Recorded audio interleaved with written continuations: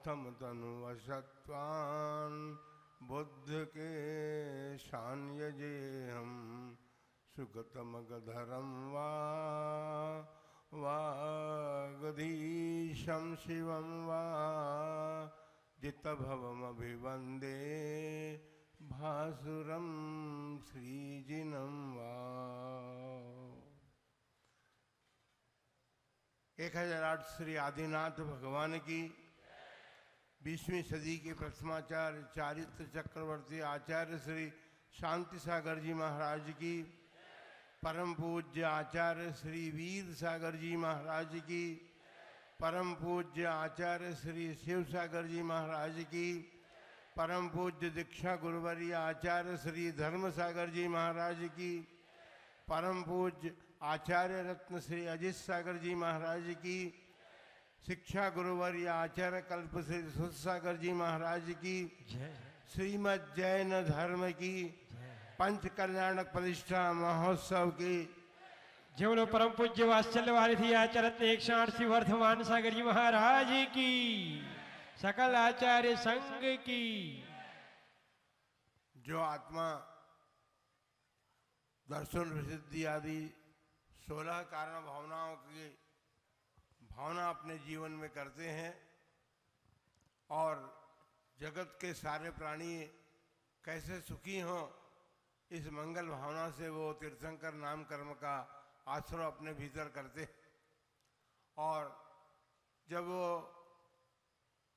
मनुष्य भाव को प्राप्त होते हैं, अनेक भावों के बाद भी जब स्वर्ग से आकर के उन्होंने मनुष्य भाव प्राप्त किया भगवान ऋषभ देव ने, तो उस समय उन्होंने अपनी दिव्य ध्वनि के द्वारा जगत के प्राणियों का उद्धार करने के लिए दिव्य संदेश दिया, धर्म का उपदेश दिया, धर्म तीर्थ का प्रवर्तन किया।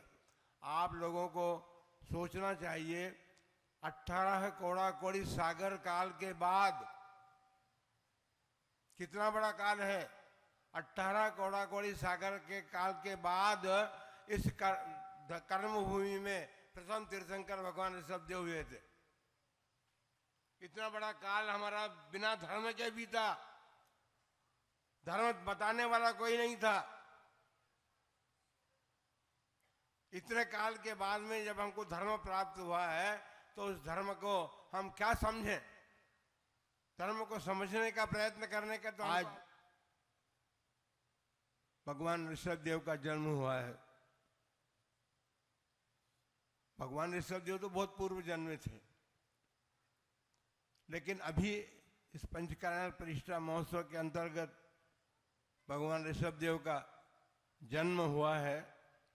और अभी आपने दृश्य देखा है कि सची इंद्राणी सौधर्म इंद्र की आज्ञा लेकर के अभी प्रसूति गृह में गई, वहाँ वह मालामयी बालक सुला करके और उसके बाद वहाँ से प्रभु को लेकर के आई। वस्तु स्थिति ये है, जब भगवान का जन्म होता है, भगवान का जन्म मतलब भगवान तीर्थंकर बालक का जन्म जब होता है, तो चारों निकाय के देवों में अलग अलग संकेत मिलते हैं। अभी तो टेलीपैथी का जमाना है, टेलीकास्ट होते हैं, बहुत सारे वो उपकरण भी प्राप्त हो चुके हैं। लेकिन उस समय में भी आप देखिए कि सौधर्म इंद्र को किस प्रकार पता चला कि भगवान का भरत क्षेत्र के अयोध्या नगरी में जन्म हुआ है। उसको जान करके उसने अपने सारे सौधर्म इंद्र ने सारे देव परिवार को सूचित करवाया और सारे देव परिवार सहित वो यहाँ पर आया है। अभी वह ऐरावत हाथी पर प्रभु को लेकर के सुमेरु पर्वत के पांडुक वन में पांडुक शिला पर जाकर के भगवान का अभिषेक करेगा। सुमेरु पर्वत पर चैतन्य है और उन चैतन्य के अतिरिक्त पांडुक वन में 4 शिलाएं भी विद्यमान हैं। इसमें भरत क्षेत्र के तीर्थंकरों का जन्माभिषेक होता है, इधर पूर्व पश्चिम विदेह के तीर्थंकरों का अभिषेक होता है और ऐरावत क्षेत्र के तीर्थंकर में जो जन्म होता है तो उनका जन्माभिषेक होता है। और इधर एक 34 शिला जो बची उसमें पूर्व विधेय के तीर्थंकरों का अभिषेक होता है। इस प्रकार की सारी व्यवस्था ये तो स्वयं बनी हुई व्यवस्था है, आकृति व्यवस्था है, किसी ने बनाई नहीं है। सौधर्म में बदलता है। 40 नील अपनी आयु काल में 40 नील इंद्राणियां चली जाए, लेकिन सौधर्म इंद्र का आयु काल पूरा नहीं होता। और इस बीच सौधर्म इंद्र कितने तीर्थंकरों का, मतलब आप सोचिए कि अपने जन्म काल में कितने तीर्थंकरों का जन्माभिषेक करने का सौभाग्य प्राप्त करता होगा। यहाँ तो ये लेकर के आप जाइए कि हमें ऐसा सौभाग्य तो प्राप्त हो, अभी तक तो मिला नहीं है अपने को। अभी तक तो मिले होते तो संसार में नहीं बैठे होते, हम मोक्ष चले जाते अब तक तो। क्योंकि सौधर्म इंद्र एक भावतारी होता है और सौधर्म इंद्र अपने काल में इतने तीर्थंकर भगवानों का जन्माभिषेक या पंच कल्याणक, पांचों कल्याणक मना करके कैसा पुण्य अर्जित करता होगा। इतना पुण्य अर्जित करने के बाद उसने वो सौभाग्य प्राप्त किया है कि वहां से आकर के मनुष्य भाव प्राप्त करेगा और मोक्ष चला जाएगा। हम अभी संसार में ही घूम रहे हैं, संसार के इन कार्यों को हम संपन्न करने में अपना समय व्यतीत कर रहे हैं। अपने को ये देखना है, हमको अभी तक ये समझना चाहिए, समझ में आना चाहिए कि हमें अब क्या करना है, हमें अपने इस जीवन को कैसे सार्थक बनाना है। इस सार्थकता को प्राप्त करने के लिए पुण्य चाहिए, बिना पुण्य के नहीं मिलता। और वो पुण्य इस प्रकार के उत्सवों में भगवान के प्रति या तीर्थंकर बालक के प्रति या तीर्थंकरों के प्रति जीवन में जो भक्ति हमारे विशेष होगी, वो उस भक्ति विशेष के माध्यम से हम ऐसे वो करेंगे कि वो पुण्य हो। भगवान आदिनाथ का स्तोत्र मानतुंगाचार्य ने बनाया, अपन सब उस भक्तामर स्तोत्र का पाठ प्रतिदिन करते हैं। एक श्लोक है, भगवान जन्म से कैसे होते हैं इस बात को उन्होंने बताया। भगवान का रूप अप्रतिम रूप होता है, अलौकिक रूप होता है। वो क्यों हुआ अलौकिक रूप? पुण्य तो उन्होंने कमाया था और उस पुण्य का फल उनको मिला है। भक्तामर स्तोत्र में कहा, यही शांत राग रुचि भी परमाणु भी स्वम निर्मापितस् विभुनैक ललाम भूत तावंत एव खलु ते प्रणवः पृथिव्याम यत्ते समान परम नहीं रूपमस्ति। हे भगवान, आपने उस रूप को प्राप्त किया है। पुद्गल का पौद्गलिक परमाणुओं से शरीर हमारा निर्मित होता है। भगवान का शरीर भी उसी पौद्गलिक परमाणु से हुआ है, लेकिन वो परमाणु सामान्य परमाणु नहीं थे। वो परमाणु उतने ही इस पृथ्वी तल पर थे। मानतुंगाचार्य कह रहे हैं कि भगवान, जिन परमाणुओं से आपके शरीर का निर्माण हुआ, वो शरीर का निर्माण करने वाले परमाणु इतने ही थे जिससे आपका शरीर बना। क्योंकि यदि और अधिक परमाणु होते तो एक समय में अनेक तीर्थंकर बन सकते थे। भरत क्षेत्र की बात हम कर रहे हैं। भरत क्षेत्र में एक समय में एक ही तीर्थंकर होता है और वो उन्हीं पुद्गल परमाणु से निर्मित होता है, जो अत्यंत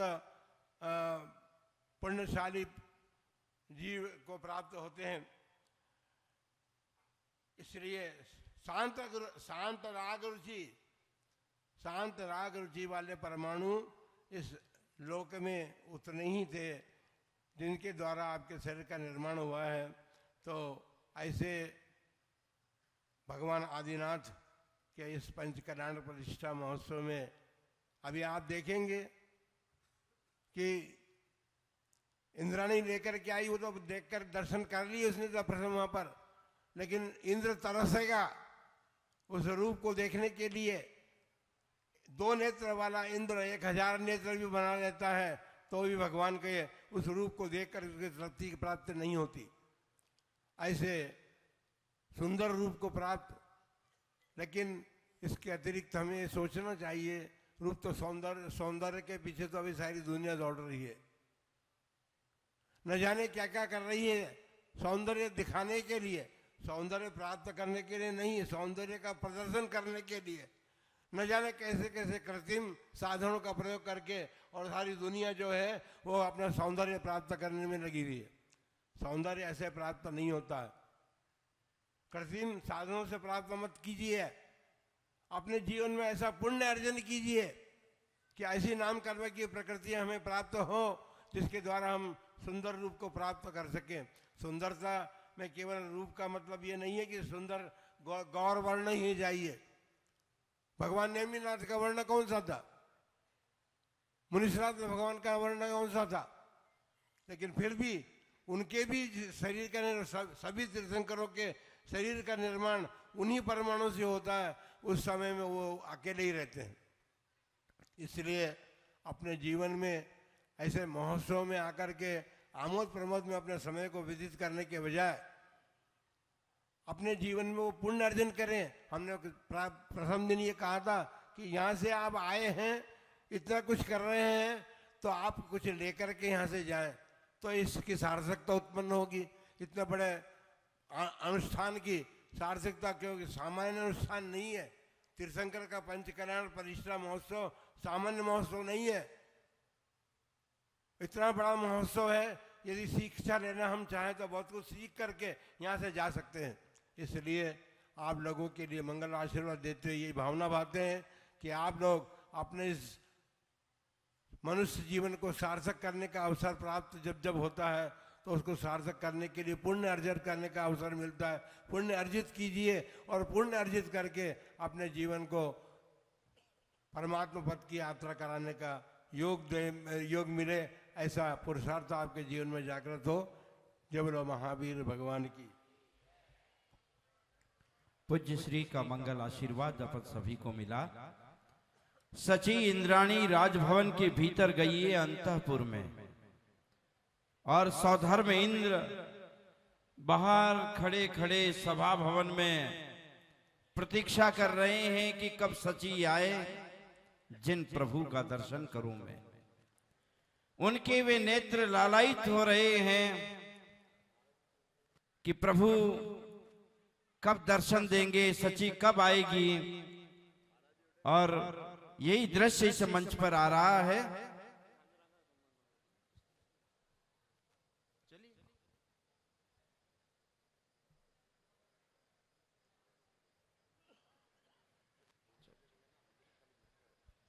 सौधर्मेंद्र सची की प्रतीक्षा कर रहे हैं। है सची, तुम कहाँ हो? क्यों नहीं आ रही हो? इतना विलंब क्यों कर रही हो? है सची, जल्दी आओ। और सौधर्मेंद्र जी आगे देख रहे हैं, इधर उधर झांक रहे हैं, परंतु सौधर्म को अपनी सची इंद्राणी कहीं नजर नहीं आ रही है। और क्या कह रहे हैं? हिंद महाराज वो देखिए, वो तो नहीं आपकी सची इंद्राणी। कीबोर्ड नहीं नहीं, वो तो नहीं है। हेलो, मेरे इंद्राणी ऐसे नहीं। ओ सौधर्म मन में सोच रहे हैं, सौधर्म मन में सोच रहे हैं, कब आएगी मेरी इंद्राणी।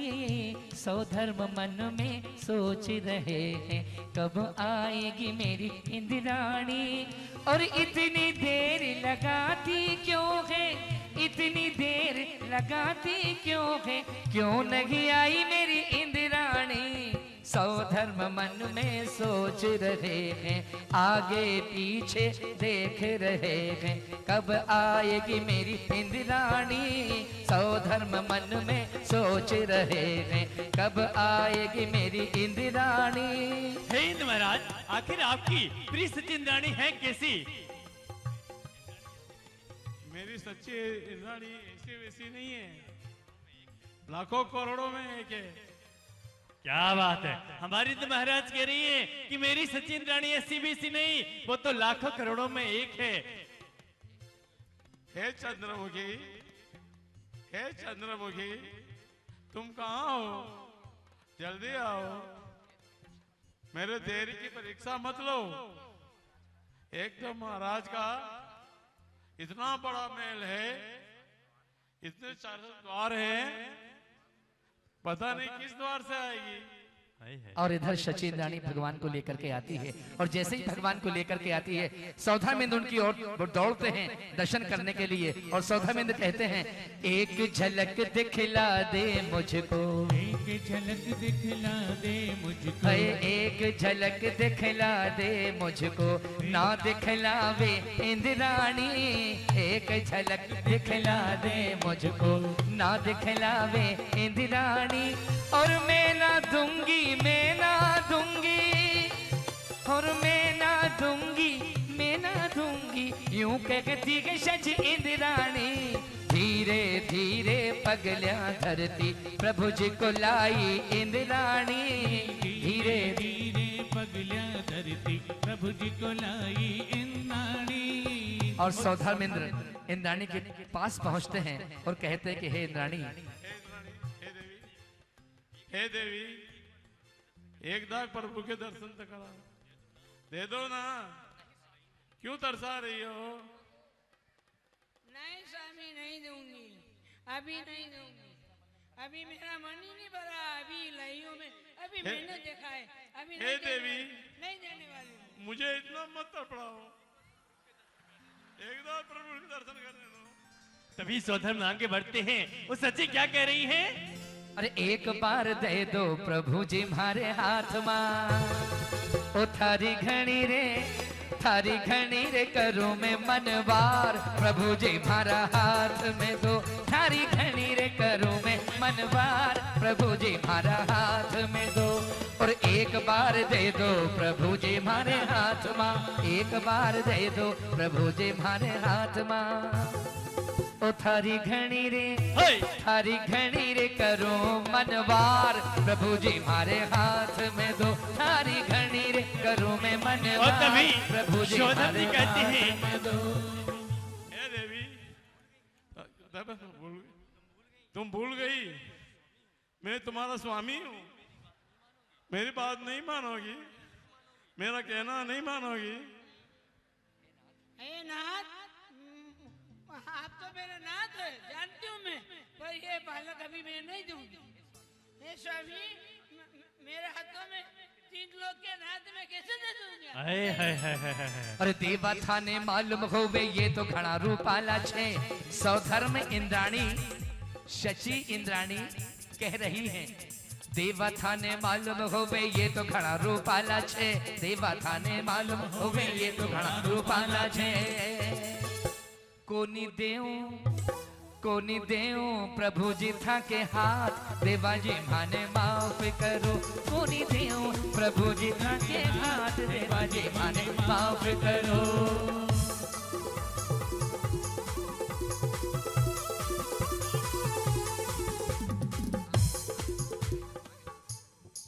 हे सची, हाँ? मेरा इंद्रत्व ले लो, मेरा मुकुट ले लो, मेरी सारी संपदा ले लो, लेकिन एक झलक भगवान की दिखा दो। हे नाथ, आप कह रहे हो मेरे को मुकुट चाहिए, संपदा नहीं चाहिए, मेरे को कुछ भी नहीं चाहिए, मेरे को 3 लाख मेरे हाथ में है, मैं कुछ भी नहीं चाहिए। क्या क्या हे नाथ, आप कह रहे हो ये संपदा आपकी नहीं है, तो पहले से ही मेरे नाम पे लिखी हुई है, काहे को घबराते हो आप? शची इंद्राणी कह रही है ये संपदा पहले ही मैं अपने नाम करवा चुकी हूँ, और वो संपदा इनके आगे तुच्छ है। तो सौधर्म इंद्र कहते हैं, तरस रही है अखियां मारी, तरस रही यो मनड़ो भी, तरस रही है अखियां मारी, तरस रही यो मनड़ो भी, तरस रही यो मनड़ो भी। अब करो ना पल की देरदार, प्रभु जी मारे हाथ में दो, अब करो ना पल की देरदार, प्रभु जी मारे हाथ में दो।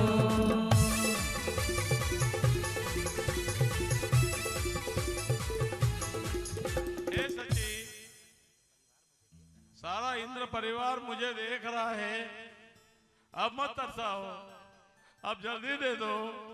हे सची, अब इधर मत करो, जिद मत करो, अब दे दो मुझे जल्दी। ए नाथ, अभी तो मेरा मन भरा नहीं है, अभी कैसे दे दूं आपको? अभी नहीं देने वाली हूँ मैं। तब सौधर्मेंद्र कहते हैं, सुन लो मेरी इंद्राणी, ललना को मोह दिखाई दे, इनके दर्शन करवा दे, मन की दशा बुझ जाएगी। सुन लो मेरी इंद्राणी, ललना को मोह दिखाई दे, इनके दर्शन करवा दे, मन की दशा बुझ जाएगी। ओ मेरे मन की दशा बुझ जाएगी। और तभी सचिन रानी कहती हैं, ओ सुन लीजिए इंद्र राजा, सुनिए मेरे महाराजा, सुन लीजिए इंद्र राजा, सुनिए मेरे महाराजा। और ललना को ना ही दिखाऊं, ना ही दर्शन करवाऊं, इनको नजर लग जाएगी। ओ स्वामी, इनको नजर लग जाएगी। और सुन लीजिए इंद्र राजा, रे राजा महाराजा, ललना को ना ही दिखाओ, ना ही दर्शन करवाओ, इनको नजर लग जाएगी। हाँ राजा, इनको नजर लग जाएगी। सुन लीजिए इंद्र राजा, सुनिए मेरे महाराजा, ललना को ना ही दिखाऊं, ना ही दर्शन करवाऊं, इनको नजर लग जाएगी। ओ स्वामी, इनको नजर लग जाएगी। और सचिन रानी कहने लगी, हे देवी, अब मुझे इतना मत तड़पाओ, दिल से रहा नहीं जाता है। एक बार तो मुझे प्रभु के दर्शन करवा दो। कह दो ना देवी, दे दो ना देवी। देखिए हमारे सौधर्मेंद्र भावुक हो रहे हैं। वो जानते हैं कि सचिन रानी नहीं दे रही है। वो सचिन रानी से बार बार कह रहे हैं। और क्या कह रहे हैं? हे सची मुझे दे दो। तो सौधर्मेंद्र रानी कह रही है, और कैसे दे दूं, और कैसे दे दूं मैं तुमको सजन, प्यारा माँ का ललन। कैसे दे दूं मैं तुमको सजन, प्यारा प्यारा ललन। मैं तो ना दूंगी, मैं तो ना दूंगी तुमको सजन, प्यारा प्यारा ललन। कैसे दे दूं मैं तुमको सजन, प्यारा प्यारा ललन। और सौदाम जी कह रहे हैं, बार बार आकर कह रहे हैं कि हे देवी, एक बार तो मुझे प्रभु के दर्शन करने का सौभाग्य दे दो। देवराज इंद्र सौदाम कह रहे हैं, मेरी गाड़ी ले लो, मेरा बंगला ले लो, मेरा राजमहल, मेरा इंद्र आसन ले लो, परंतु एक बार तो प्रभु के दर्शन करने दो। परंतु सची कहती है, और देवराज इंद्र सौदाम अपने दोनों हाथ आगे बढ़ाती हैं। सची इंद्राणी तीर्थंकर वालों को आगे बढ़ाती हैं। मेरे को गाड़ी नहीं चाहिए, घोड़ा नहीं चाहिए, बंगला नहीं चाहिए, मेरे को कुछ भी नहीं चाहिए। तीन लोग के आगे सब फीके हैं। ए स्वामी, इधर देखो। ए नाथ, मेरा मन नहीं कर रहा है देने के लिए। हाँ, दे दूं, कैसे दे दूं? मेरा मन ही नहीं भरा अभी। क्या करूं, मुझे देना पड़ रहा है। नहीं चाहिए नाथ, प्लीज आपके नेत्र को दंड कीजिए।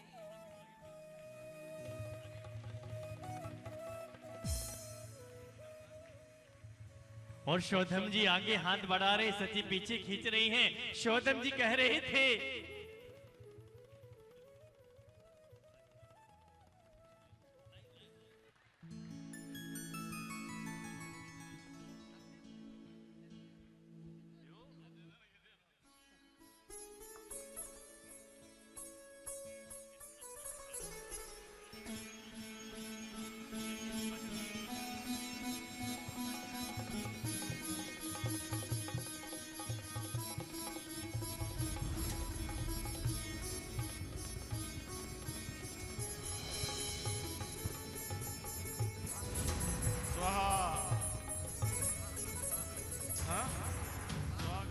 साहब प्रभु, आप धन्य हैं।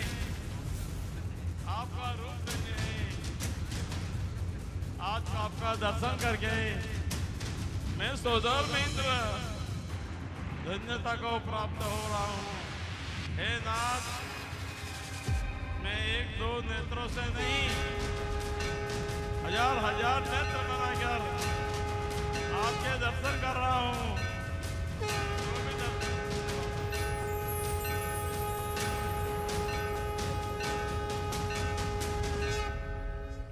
स्वामी, मन करता है हाँ? मैं द्वार से आपको सदा के लिए हृदय में बसा लूं। हे नाथ, आपकी जय हो। हे नाथ, आपकी जय हो।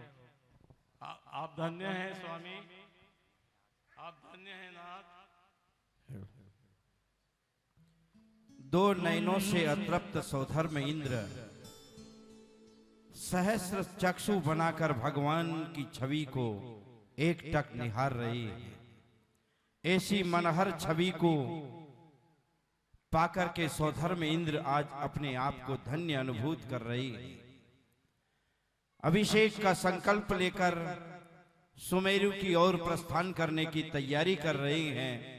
और इसी बीच आप सभा से मेरा निवेदन है कि कुछ ही समय बाद जब जुलूस पूरे क्षेत्रों में घूम करके जब वापस यहाँ आएगा, यहाँ पर पांडुक शिला पर भगवान श्रीजिन बालक का 1008 कलशों से क्षीर सागर के पवित्र जल से अभिषेक होगा। सबसे पहले सौधर्म इंद्र रत्न और स्वर्ण कलशों से अभिषेक करेंगे। उसके बाद में इस सभा में ऐसे कोई महापुरुष हैं जो अपनी चंचला लक्ष्मी का सदुपयोग कर कलश करने का सौभाग्य पाएंगे। उसके बाद में जो बोली से निर्णित हो रहे वो सौधर्म इंद्र के बाद कलश करेंगे। उसके बाद में फिर इंद्र करेंगे और इंद्रों के बाद में फिर जिन्होंने कलश पूर्व से आरक्षित कराए हैं वे लाभ लेंगे। भक्तजन जी आएंगे। सबसे पहला कलश सौधर्म इंद्र के बाद अपने परिवार के साथ क्षीर सागर के जल से भरे हुए कलशों से अभिषेक करने का सौभाग्य। ये चांदी के कलश हैं, दीर्घकाय कलश हैं। एक एक मिनट में ये बोलियां पूरी होगी, 10 मिनट में सारी बोली पूरी हो जाएगी। मध्याह्नकालीन कार्यक्रम इसके बाद घोषित होंगे।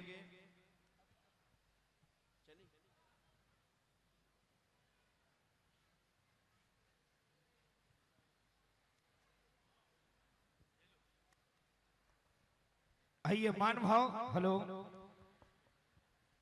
पांडुक वन में बनी हुई जो पांडुक शिला है, सौधर्मेंद्र ऐरावत हाथी पर सवार होकर पांडुक शिला की ओर बढ़ेगा। सबसे पहले सौधर्मेंद्र तीर्थंकर बालक का जन्माभिषेक करेगा। इसके बाद कलश की जो बोली लग रही है, जो मुख्य जो 1 लाख 2 लाख वाले हैं वो करेंगे। इसके बाद फिर तीर्थंकर बालक का एक कलश आपको मिलेगा और इसके बाद वो बोली के माध्यम से फिर तीर्थंकर बालक का जन्माभिषेक करेगा। बोलो भाई, कहां से शुरू करें? कलश आपको मिलेगा, ये बोली कहां से शुरू करें? बोले भाई 11,111 रुपया शीघ्रता करिए। 11,111 रुपया शीघ्रता करिए। प्रथम कलश 11,111 रुपया। इंद्र भी ले सकते, बोली कोई भी ले सकता है। 11,111 रुपया। 11,111 शीघ्रता करें। 11,111 रुपया भैया, कोई भी ले सकता कलश। 11,111 रुपया कलश आपको मिलेगा। 21,000 21,000 तो 21 रुपया। भाई सब बड़े सभा पे सीखता करेंगे मान भाव। 21,221। जल्दी चलिए भाई, बोली 10 मिनट 10 कलश है।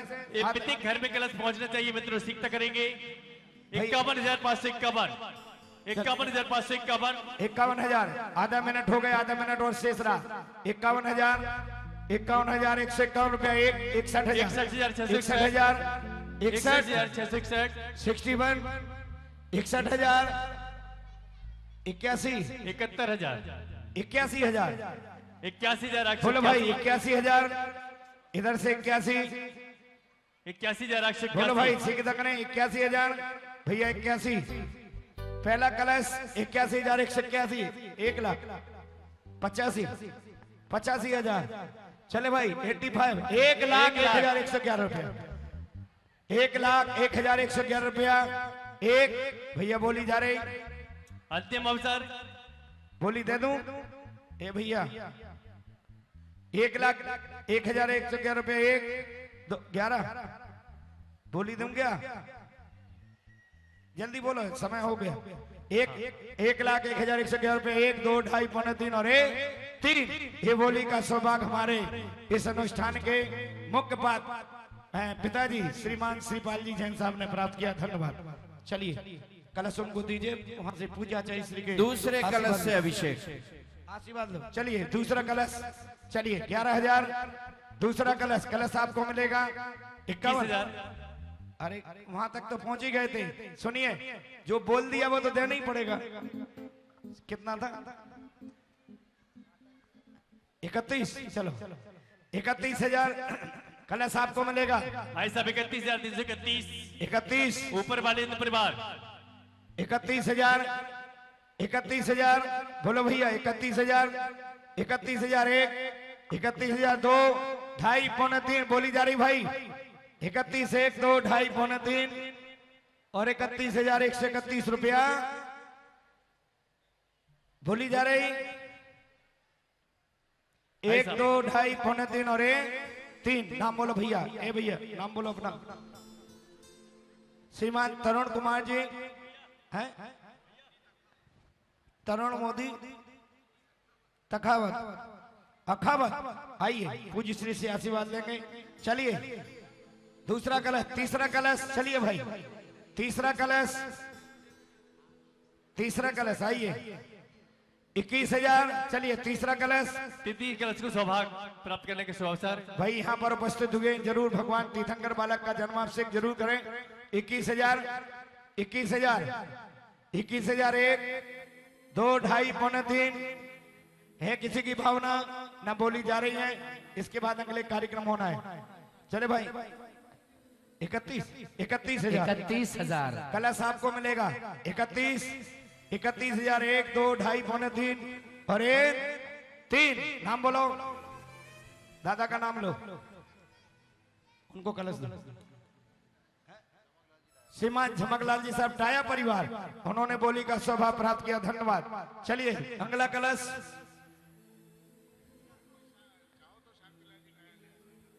हाँ कोई बात, दूसरा अगला एक कलश 31,000 रुपए की बोली प्रारंभ हो रही है। अगर किसी को बढ़ना है तो बढ़ सकता है। 31,000 इधर ले आओ भैया।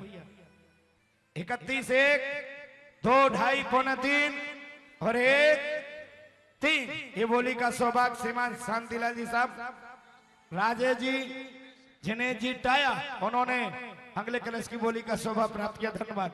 और कलश ले आओ। अगला कलश 21,000। हाँ चलिए भाई 21,000